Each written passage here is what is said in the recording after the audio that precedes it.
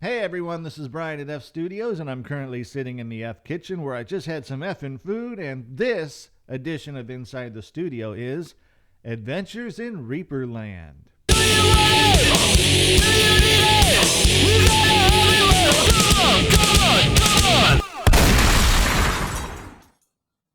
All right, so if you're a member of the AW crew, you already probably know what this video is going to be about.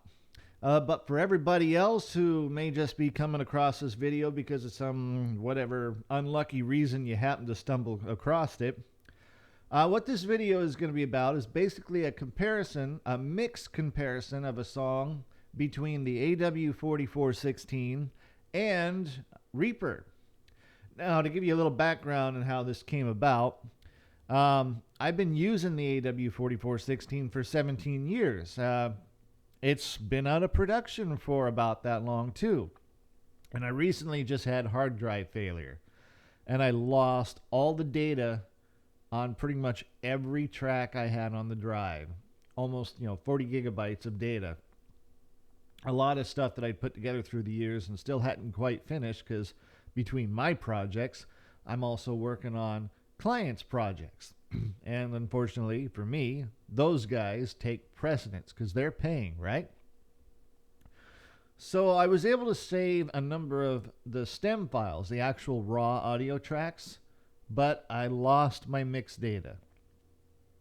So parts for this machine are getting harder to come by because they haven't been used for 17 years. Like I said, it was out of production for that long. It was designed in 2000 or just before. And the way things are going, everything is becoming more DAW oriented. And if I wanted to keep the studio going, not just for myself, but clientele, I needed to get something not only right away, but something that would be modern enough that I would have access to equipment that would still be usable, fixable for quite a long time. So after some reading and getting some reviews from a number of other people, I decided Reaper would be the way to go because it just had all around the best options for me and how I'm already set up with my studio. And in the course of getting that, I also purchased this Tascam 16 channel interface, and this is a great setup for what I got. There's no digital input or output on this. It's all analog with conversion to the USB port. But it's got 8 XLR inputs.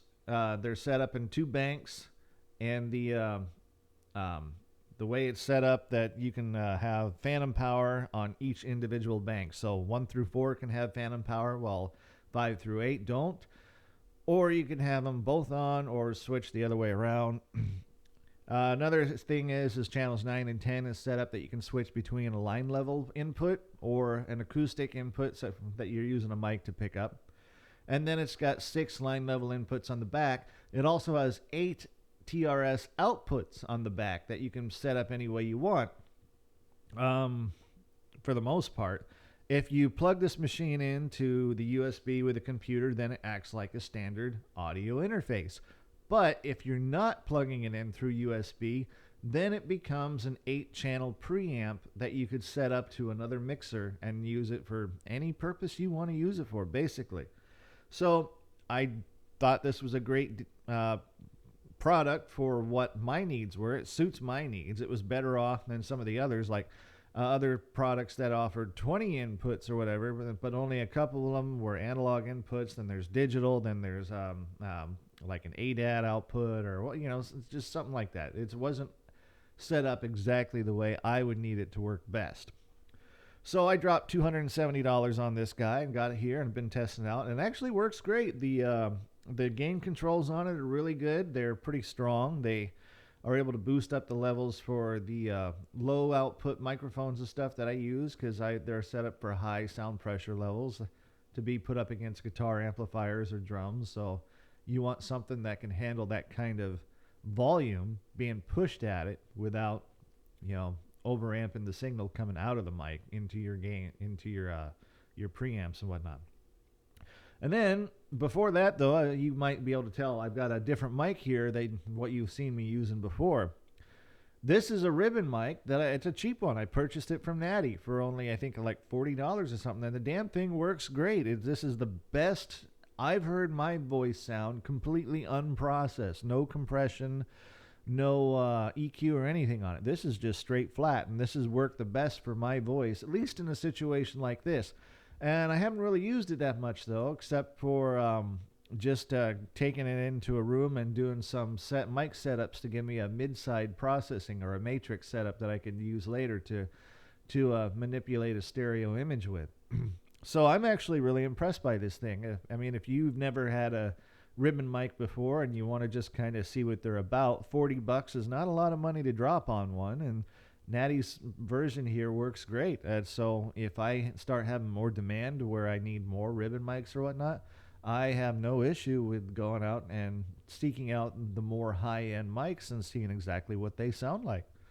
And hopefully they all sound good, but yeah, you never know.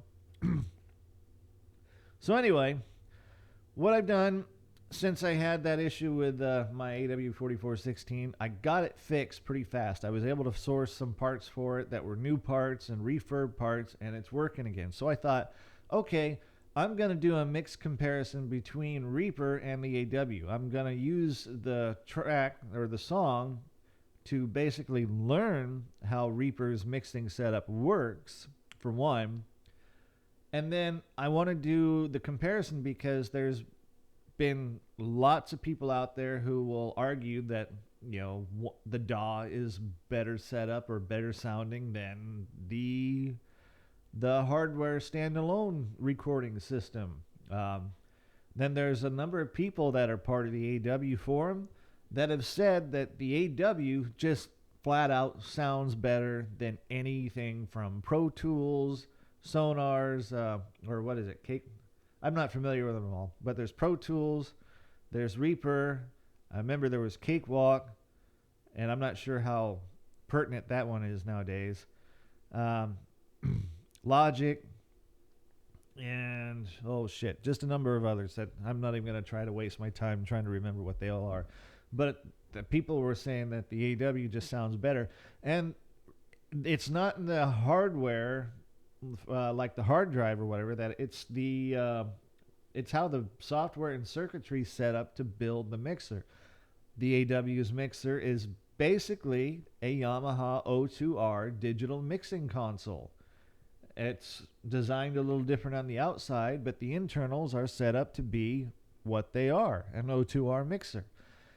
And Yamaha makes the claim that the O2R mixer has been an industry standard for a long time. So if that's really the case, then obviously there's something good going on there. But the fact that it sounds better has to come down to the mixer itself, being that it's a hardware mixer.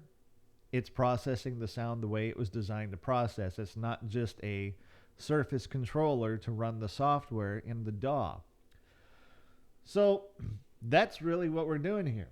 This is a comparison setup between the two different systems. Now, there has to be some limitations put in place. The AW4416 will only allow you to do what it was designed to do. I cannot download other kinds of effects, editing tools, EQ systems. It has what it has, and that's it. So to make the comparison as fair as I possibly can, I am only going to use the stock VSTs that come with Reaper when you download it. Nothing else. It gets what it gets, and that's that. And the way I'm going to set it up in Reaper is going to be similar to how it gets set up with the AW4416. Meaning the signal chain is going to be set up just like that. I'm going to have my compression set up before, or any of my dynamics processing set up before or after the EQ, depending on what it is. Like the gates will come before, the compression will come after, and the effects will be the very last thing. And that's just how it's going to work. Because like I said, I want to make this as much of an apples to apples comparison as possible. So That's exactly what I did when I got this started. Um, I started this out using Reaper to begin the mixing process.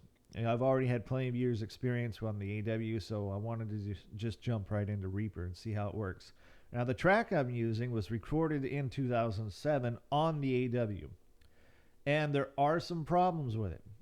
The problems are on parts of the acoustically recorded tracks, such as a couple of the parts on the drums and the vocals. The problem with the vocals, well, it's me. It's my vocals. I am not a vocalist, but I can't get anybody to do what we're doing around here, so I just have to work with what I have to work with, and I just have to make it work. That's just all there is to it. My vocal range is not good. It's very limited. My tone sucks. I can tell pitch really well, but I have poor control because I just don't really practice it much. Not to really get that kind of control over it like you really need when you're going to be an actual vocalist or an actual singer. So I'm very limited with what I can do. So usually with my vocal characteristics, I'll try to make more of a character out of my voice for the song as opposed to just being a great singer or a vocalist in general. If you don't know really what that means, I got other videos where I kind of talk about that a little bit more in depth and showcase that so you guys can get a better idea. But the bottom line, my vocals suck. I got to make them do with what I can work with, and that's that. The other issue comes from the drums. The kick drum is the biggest issue because for whatever reason, it just sounded like absolute shit in this recording. I've done recordings before and after where the setup was pretty much the same and it was a better sound right from the get-go. But the sound of the kick in this particular instance, it was like the whole frequency was somewhere between 600 and 900 hertz, and then the low end and the high end was virtually non-existent. So to get a good sound out of it, I really would have to scoop out those horrible frequencies. I mean, real deep. Probably a notch filter would be the best way to go. And then use peaking EQ on the low band and the high band to get those frequencies back up to where they sound right within the rest of the mix. So that was the first step to do with the kick on the AW. That's the first track I started with the song. It was to focus on the horrible kick itself. And that's what I did. We just set up with re-EQ, which defaults to a 4-band EQ system that you can use as a fully parametric EQ system. And I tried to scoop out those awful frequencies. Unfortunately, it wasn't enough. No matter how much I tried to boost the low and highs after scooping out as much as I could from those bad sounding frequencies, it just wasn't enough for the low end to come out. I could not get the boom to come out the way I wanted to. And at the time, I wasn't going to flip through all the features of the re-EQ to see if it did have a notch filter in there. So I said, fuck it. I did the same thing that I've done in the past on certain kicks with the AW4416, where I would split the track. I would double it up. So I doubled it in Reaper, and I put a low pass filter on one side and a high pass filter on the other. And then I boosted the EQs respectively and compressed to tame the whole output of the channels of the tracks so that they were virtually always at the same level, no matter how hard I might have actually played or how soft I actually played. And it worked. I mean, it gave me a sound I was looking for, but it wasn't the exact sound I was hoping for. It had a nice low end, and it had the nice attack of the mallet hitting on when it kicked every time I came down on the kick. But it ended up sounding more triggered, and it didn't end up being as thick as I wanted it to be. And I'll play that for you a little bit right here.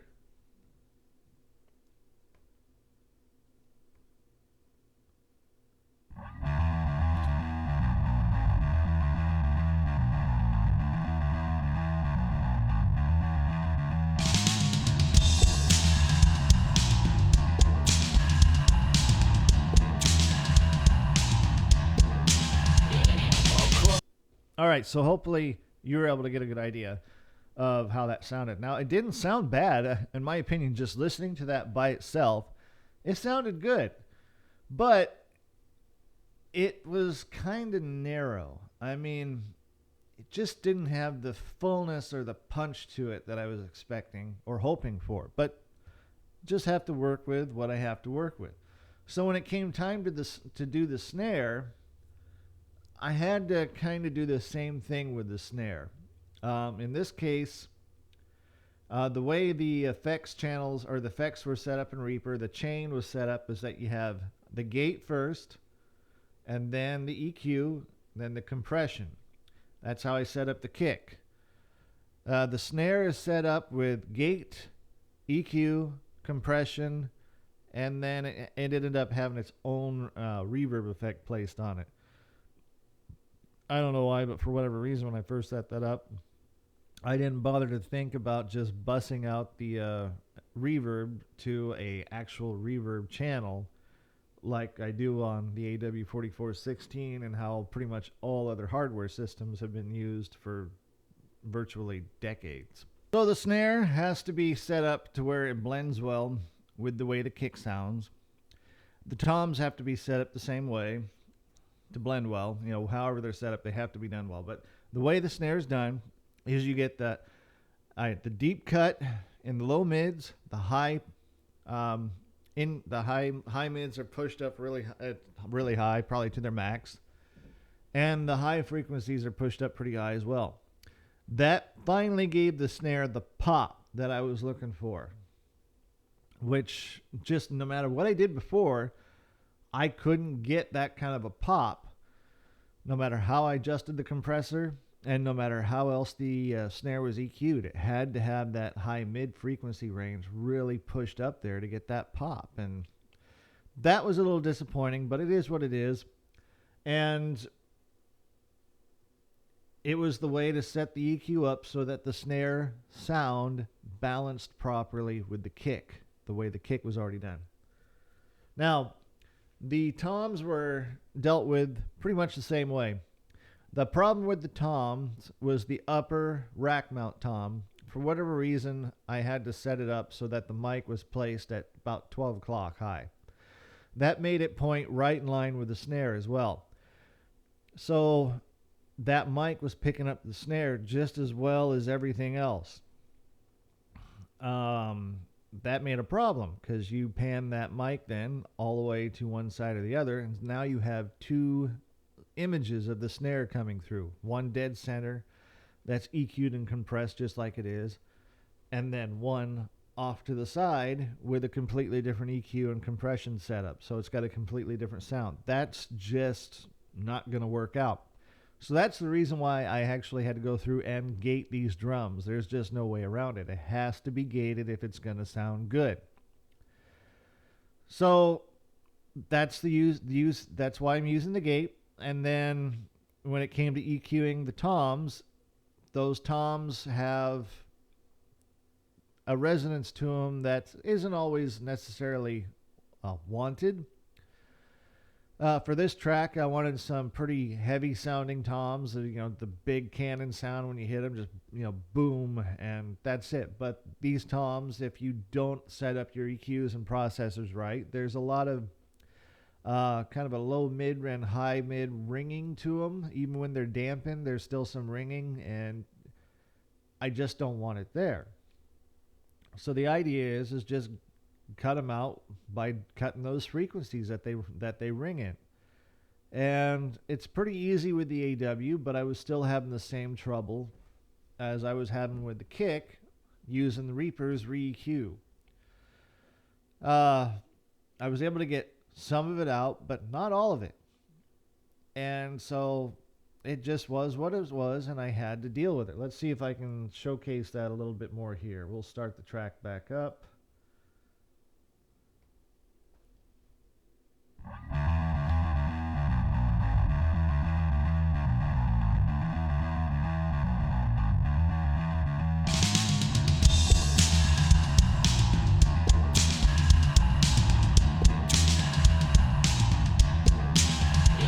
Across the hall, she stands standing there, her blood red lipstick, her bleached blonde hair. So they're just not as strong as I want them to be. They have a more natural sound, which is fine. But in this particular case, I really was hoping for that huge cannon sound out of him. And with the AW, I was able to get something more specific to what I was looking for. And then the one last thing with the drum setup between Reaper and the AW were the cymbals. At this point in time, I didn't have access to condensers, so I was still using dynamics for the overheads. And it's fine with the AW because I can get a really strong peaking EQ to really boost the high ends up to get that sizzle that I want out of them that you wouldn't normally get just on a plain old dynamic without any kind of equalization. But I didn't have that kind of strength to push up on Reaper. Reaper, I was able to push him up 6 dB, and then I had to turn the volume up, which ended up kind of bringing about that resonance that I didn't want in the that kind of brought about bringing the resonance back in place that I didn't want on the toms. So these are the limitations I was running in with Reaper. And like I said before, it just is what I have to work with, and I've got to make do with it. Now, I'm pretty sure that if I'd go ahead and go out and download other VSTs, other plugins, I could do more, but that wasn't the point of the comparison. The point of the comparison was to make a factory mix with another factory mix. Just what the AW has to offer compared to just what Reaper has to offer right from the factory. So when it came to doing the drums on the AW, it was a completely different result. Again, the kick, like I said, I just use a compander to end up gating and compressing the kick at the same time. I was able to cut out the bad frequencies real well with the EQ system that's on the AW and then boost the frequencies that I did want us to have stand out. So it gave me a much more punchy and powerful kick than I was able to get through Reaper. And in doing so, giving the snare a thicker sound by not cutting the low mid so much, blended well with that kick. And the overall process just makes everything sound more powerful. And the snare itself, with the same setup that I was having trouble with on the Reaper side, leaving the snare a thicker sounding and setting up the compressor the way I usually do with it, I got that pop out of it that I wanted. And it was still heavy sounding. And the toms, same thing.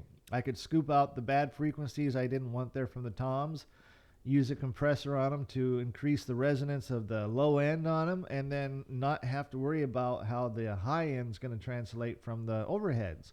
I could boost just a specific setting as a high frequencies on those and get the cymbals to stand out better. I'll give you a little example of that here.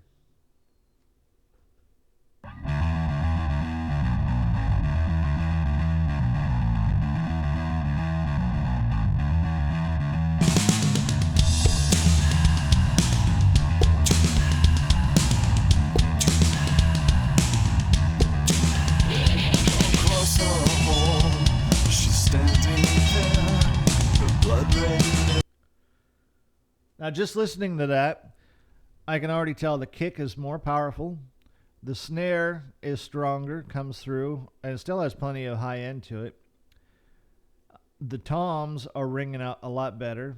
They'd sound deeper, more resonant in that frequency range, just like bigger, more the type of like cannon-sized drums that I always liked back from like the heyday of hard rock, heavy metal through the 70s, 80s, and some of the early 90s.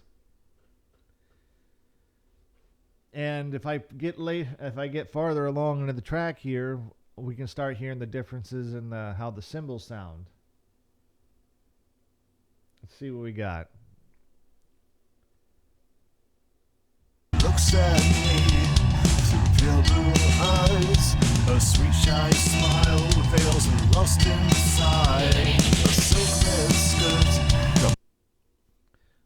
See, that cymbal came through really well in that crash and sounded really nice. So I'm going to back it up just a hair, and we'll hear from the Reaper side. The bleached blonde hair, she looks at me through pale blue eyes. A sweet shy smile veils a lust inside. A silk red skirt. Still not bad, but you got to take into the consideration of the stuff that had to be compromised to get the cymbals to be out there. Now, on the AW, when it came to the cymbals, I just ran a high pass filter up to, I think, about 1,000 hertz or somewhere in that range. And then I run a really tight peaking EQ with a high boost, like around the 10 kilohertz or something like that.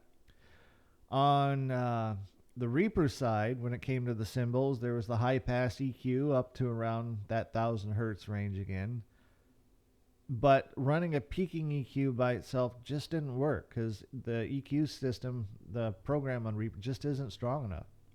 So I had to shelve it and then turn up the volume. That made it work, but it still just isn't the same. It's like I said, it's a compromise compared to what I would have to do and what I can get out of the AW. Now, what this ended up doing is having to mix the drums the way I did on Reaper. That ends up affecting how I mix the rest of the track. The levels the guitars come in at, the levels that the bass is at, the levels that the vocals are at. It's all different. I mean, even though they got mixed pretty much the same, and in the end result, I ran a master compressor on both of them set at negative 10 dB with a plus 5.5 boost. Reaper sounds quieter, even though it shows that it peaks higher, while the AW version sounds louder and peaks lower. Also, it affects the middle of the section. The mid section kind of goes to a more lo-fi sound. Let's see if I can get up to that point.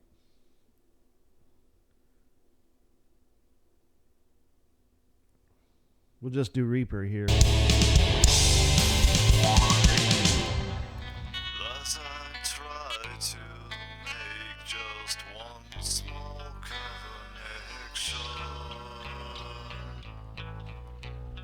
you run and hide behind a facade of temptation. Now, the way it's set up in both systems, I'm just running high-pass filters. In Reaper, it's more of a lo-fi sound because the way the rest of the track is mixed, I ran the high-pass filter up even farther to get rid of a lot of the other low-end signals, and it just gave it the more lo-fi sound than the other one has. It's not as full. It's all mid-range. It sounds like being listened to through an old AM radio with shitty-ass little speakers. And that's fine. That's how it blended well with the rest of the song prior to that point. Now on the AW side, since it had a fuller, thicker sound, I didn't want to run the high pass filters in this section down as much because it just doesn't seem like it blends with the rest of the track then. But it doesn't sound as lo-fi anymore either. I'll give you a little demonstration here.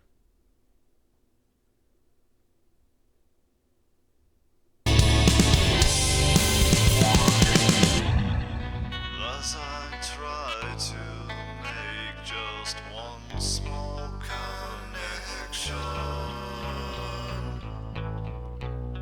you run and hide behind a facade of temptation. You drown your fear. So as you can hear, there's more low end in the AW version than there is in the Reaper version. And that's strictly because we had a fuller sound out of the AW version prior up to that point. Making it more like how I did with Reaper just wouldn't work. It just wouldn't blend well going into the from one transition to the that transition from the fully heavy produced track down to the lo-fi track.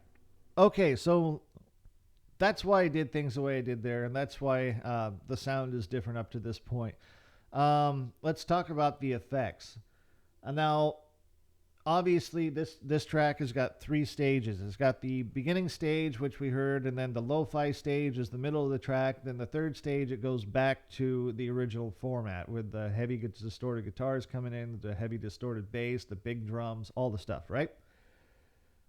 Uh, on Reaper, I learned that setting up the effects with the change that needs to be done for the middle of the track, it's completely different from the AW. The AW, I can set up scenes, I can save settings and everything for the effects and the levels that they're all placed in. I can't really do that with Reaper in the same way. Reaper, you have to split the tracks. So you basically split them and create separate regions. And then, if you want to add different effects to just a specific region, you have to drag and drop the effect onto the track itself. You don't place it in the effects menu on the track because the effects menu is just for stuff that runs through the whole song. If you want individual effects for just parts of the song, they have to be dragged and dropped to within the regions on the track and taken care of from there. So with Reaper, you split the track. I bring in the auto pan effect and set it up to the proper timing of the rhythm of the beat and everything of the track, and then put the high pass filter and everything on it and stuff, and just leave it at that. Then once that section is done with, since it's been split, those effects just disappear and we're good to go. On the AW, all I do is create a different scene for this section. And so when it gets there, I just push a button and everything changes to suit how it's supposed to be at that point. Much easier than with Reaper, because on Reaper, you place the effects, and then you still got to go through the whole auto mix process to get it all to work right. But the way the auto mix is working with Reaper, you could effectively argue that it still has some similarities to just creating a scene, because you can select a region or any partition of this track, and then you can go through every individual file, an individual stem, and you can adjust levels on any of the stuff in there, listening to it as you're doing it, and then once you leave it alone, it just stays how it is. You can do that on the AW as well, and that's how you actually go about doing things while you're setting something up for a scene. Once you get it all set the way you want, you just save it as a scene. Then when you're working on the auto mix, you just punch that scene in where you want it to. With Reaper, you're basically taking care of all that without having to place the scene or save it as a scene after the fact. But that also means that you can't just take all those settings and reapply them anywhere you want in the song. That's kind of a disadvantage, because with the scene settings or any of the other menu settings that you could save how you set it up on the AW4416, you can go in and then just insert those settings with level controls, all that kind of crap, fader controls, everything, with just a single push of a button. I have not found a hotkey feature on Reaper that would allow me to do something like that yet. So that's a plus for the AW. It gives us a little more options and flexibility than in that respect that I can get out of Reaper. So that works. How that really works out well is after this middle section, I can just go right back into the final section and apply that scene setting for the final section so that it is exactly identical sounding to how everything was in the beginning of the song. In Reaper, I have to go through and manually adjust everything so that it is once again sounding just like the beginning of the song. And the only way around that is to kind of plan ahead and make all your adjustments for like the beginning of the song, to pan through, to go all the way through the whole song, and then just cut out the sections that you want to change in Reaper and change those back. then you're only changing like the midsection of this, then you'd only be changing that, and it'd leave the rest of the track alone. But you have to be able to think. You got to think of that ahead of time, know how it all works ahead of time, and just plan for that to happen, as opposed to learning it. Yeah, I was just learning it. So, what are some of the other things that were different about this? The vocals. On the vocal track, I used a stereo chorus. Now with Reaper, they have a stereo chorus in there, but it didn't work as well as I wanted it to. I had to use it just because it was what it was, but the stereo chorus doesn't get as wide as it does on the AW. So in the Reaper's version, we have a mix where I've got my vocals compressed, they're EQ'd, and then the chorus is in there. On the AW version, my vocals are compressed, no EQ. The EQ is actually put on the chorus effects channel. Not the channel itself, but actually the chorus itself is EQ'd. My actual vocals themselves are dry. So it's a different setup than what I do with Reaper here, because it just gives me that option to do all that within the chorus on the AW4416. And as I said before, the AW chorus can be set up to give you a very wide dispersion. The Reaper chorus does not disperse that wide. And I guess in the long run it doesn't matter, because the Reaper chorus was about as wide as I really wanted it to be anyway. I ended up making the AW version about as narrow in width as the Reaper version, because I just liked how that sounded. But I did notice that distinct fact. The AW has a much wider dispersion field with its chorus program than Reaper does. And then when it came to mastering, I pretty much did the same thing on both systems. Like I said earlier, they both got hit with a limiter. That was brought down to about negative 10 dB. That was about the point to where it was just starting to tickle the very peaks of the guitars and stuff, and the bass. At that point, it has about an 8, maybe a 10 millisecond attack to give it a little time for transients to come through. So that allows the punch from the kick and the snare to come through and become sounding even more punchier. And then it had a 5.5 dB boost on the output. Both Reaper and the AW are set up the same. But oddly enough, the Reaper track peaks louder but sounds quieter. And I said this earlier too. The AW track sounds louder, but it only peaks at half the level. And it really comes down to, once again, the kick and the snare. The way the kick had to be processed and the snare had to be processed on Reaper gives me I had to make a big, heavy cut in the low mids on both of those tracks and boost the high end and boost the low end. And in doing so, boosting those frequencies, they require more energy for us to hear them as well. And so to get them up to a range that sounded right, they have to be louder. And so the track peaks higher from the kick and the snare. With the AW side being that I was able to get a thicker, fuller sound both out of the kick and the snare by having more of that frequency range in there. It gives me a hard, heavy hitting sound without having to boost the volume as loud.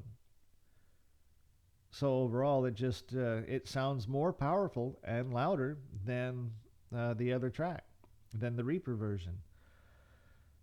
Anyway, I'm not really sure what else I can say about the differences in the mix. Like I said, pretty much everything had to be balanced around what I was able to do with the drums to start with. The guitars really didn't have to be messed with. The bass didn't have to be messed with, because those were all pre-processed through other processors before they're even recorded. And then when it came to like the lead guitar is just run a high-pass filter to get rid of lower frequencies that really aren't needed within the range for what everything else is playing in. And the delay channels on that, I did like the ease of setup better on the AW4416 with its stereo delay function than I do with Reaper. Reaper, I'm sure if I played with it more and became more familiarized with it, I can get more out of it than what I had on this one. But it just did not produce the same results with as much ease as I got off of just doing what I did with the AW. But it still works. It works great. But that means how things were set up. The vocals are quieter on the Reaper mix. The toms are a little bit quieter on the Reaper mix. The midsection is more lo-fi and quieter than what it was on the AW mix. And also about the reverb. I didn't like the reverb setup on Reaper. It basically had what looks like a sample. And the longer you set it up, the more this sample will play out. And I had it set up for 85 instead of the full 99 or whatever it is, which would give me the full range of the sample. And it sounded fine until the very ending parts where I wanted to have a much longer decay, or where quiet sections where you can hear how the decay is being cut off, like a gate is coming in and cutting it off. I didn't want that. Now on the AW setup, no problem. Shorten the reverb and it still has a nice decay rate. No matter how I adjusted things on the Reaper side, that reverb just would not give me that kind of decay that I wanted. Now this track also uses 8 samples. On the AW4416, those are pretty easy to implement into the recording. You load the samples into the sample pads, into the sample bank, and then you just go to the trigger list and hit the record button and play the song, and as it plays through, you push the button to the corresponding sample and it records the time when that sample was played. So then when you play it back, the sample plays. Now on the Reaper system, I'm not familiar with a way to set up a hotkey to do that. So on its system, it meant that I had to go in there and use the samples just as WAV files and copy and paste them where they're supposed to go. The difficult thing was that even though this song was originally recorded to a click track, because it's still a live drummer and live guitar player and nothing was quantized to a grid, everything's set up and left just like it would be recorded from a pro studio before all that technology became available. It meant that lining up the samples to play on Reaper to the grid for the timing, the rhythm, the beat, and how that's all set up, it doesn't always land right with how the rhythm and the music itself comes through. It may be a little too soon or a little too late. That would mean with the Reaper setup, you have to go in there, unlock the grid, and manually adjust the place of those where those WAV files start by hand, which is much more time consuming of a process to do than just how the AW works, that while it's playing, just push the button and that's where it goes. That's where it all goes.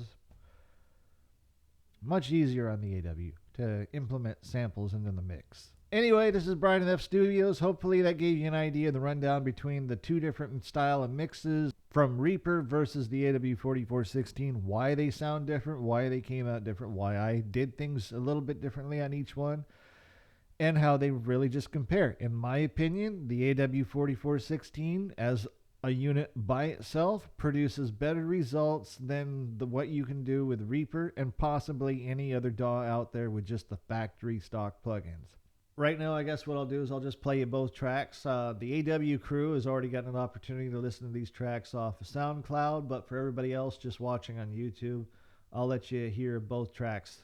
And you can just kind of decide for yourself which one you like better, okay? I'll start with the Reaper version.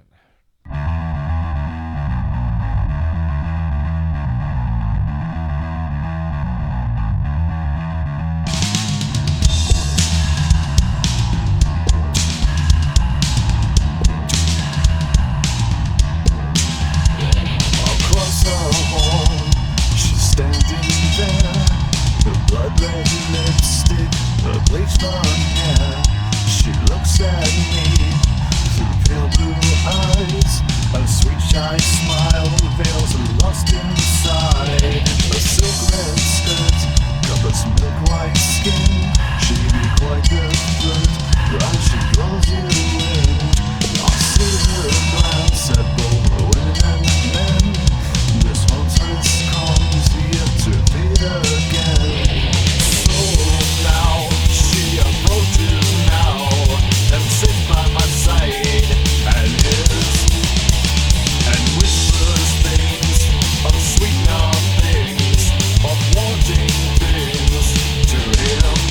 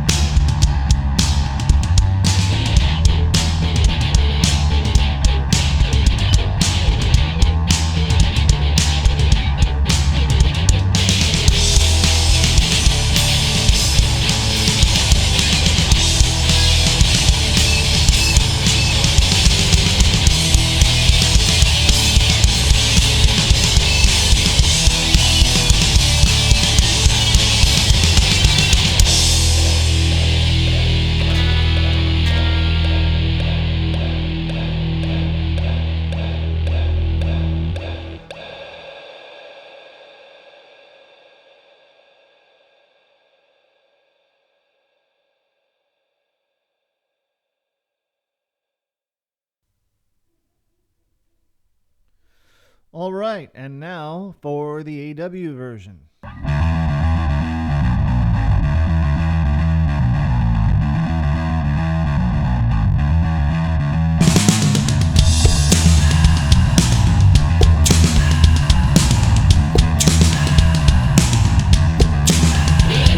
Across her home, she's standing there. Her blood red lipstick, her bleached blonde hair. She looks at me through pale blue eyes. Her sweet shy smile veils her lost inside. Her silk red skirt covers milk white skin. She be quite the flirt as she draws you in. I see her glance at both women and men. This huntress comes here to feed again. So now she approaches now and sits by my side and whispers things of sweet things, of wanting things to him.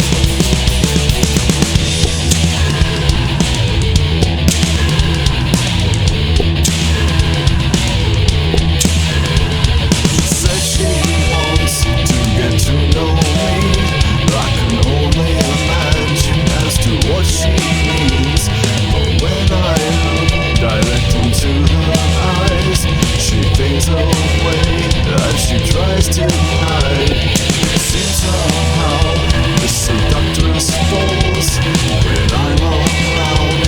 She throws up walls, but still she tries as she tells him to make somehow I fall prey to sin.